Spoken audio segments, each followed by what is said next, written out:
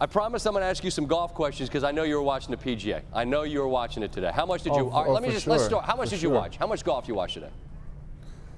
I was ready for you. I knew you were going to ask me what was I thinking about the game tonight, and it was tonight's game was similar to Brooks Koepka's round. Okay, there we Brooks go. said he shot a 63. Yes, he did. He said he tied his record, and he after the round he said to Amanda, he said there's a lot of room for improvement. He just said the putter was working for him. So tonight I felt like it was similar for us, where we got a good win, but we feel like we have a lot of room for improvement. So you're right. Nothing about tonight was similar to him shooting a course record because your coach said you stole this game. So how were you guys able to do what you do and find that gear when you absolutely had to have it? Where's it come from? Well, I just think we've been in a lot of situations, and experience is the best, is the key ingredient for growth and learning from it. So we've been in a situation many a times, down guys, and then we've had a lot of turnover with our guys coming off the bench throughout the years, and we just keep finding a way to plug in guys, plug them in the system, make them believe in it, and they can just work off each other. Earlier I was talking about Quinn Cook making some big shots for us game one. Jonas Jerebko made some big shots for us in game one. They became threats tonight, and there was a lot of attention thrown at them, which opened up Jordan Bell being able to get second chance opportunities, being able to dive down the lane and get some big buckets for us. Same with Kevon Looney, being able to get second chance opportunities and finishing.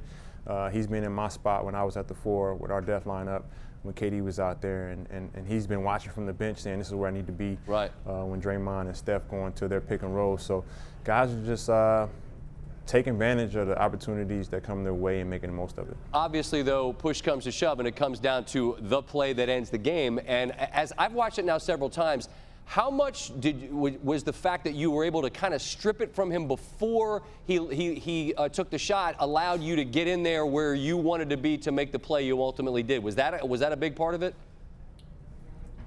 It was, and if you go back to the first half, he drove really hard at me going to his left. And he kind of came with his right elbow like he was going to drive past me, and I kind of retreated just a smudge, and it gave him an opportunity to make a tough three. It was on the same side, on the opposite end of the court.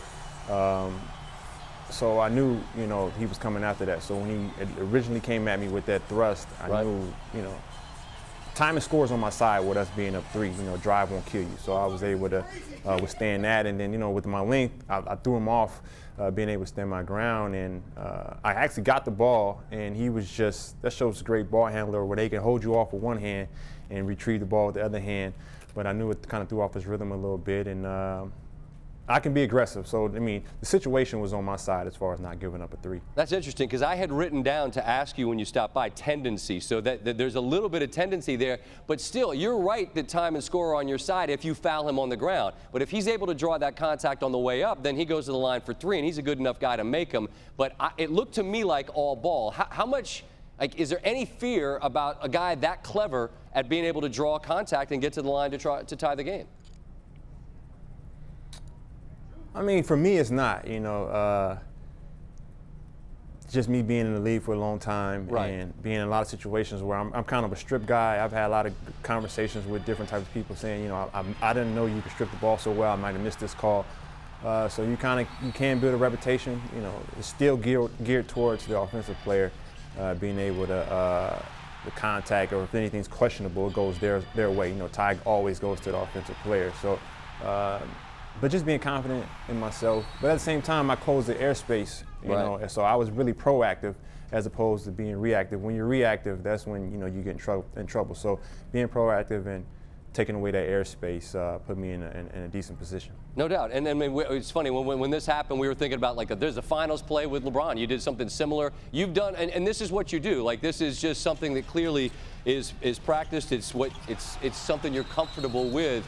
And in totality, your contributions tonight throughout this playoff run, especially with Kevin down, how do you view your role on a nightly basis and what you're there to provide?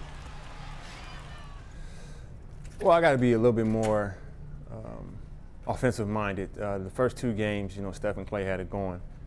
So, I haven't been forced to, but going forward, I know I will have to be. I was a little bit upset with myself tonight, not really getting a good rhythm, but I told myself in the fourth quarter just make some big plays, whether it be in the right situation. Picked up a couple loose balls off of tip outs. Found Draymond and myself got on the same page. I got a backdoor cut for a dunk. Got an offensive rebound off of Draymond's miss and got it to Steph, and he shoots a three, gets fouled for 3 free throws. So, when the ball's not going through the hoop, you got to find little ways to impact the game. And, I've been around a really long time in basketball years, so you just try to figure out how to help the team win.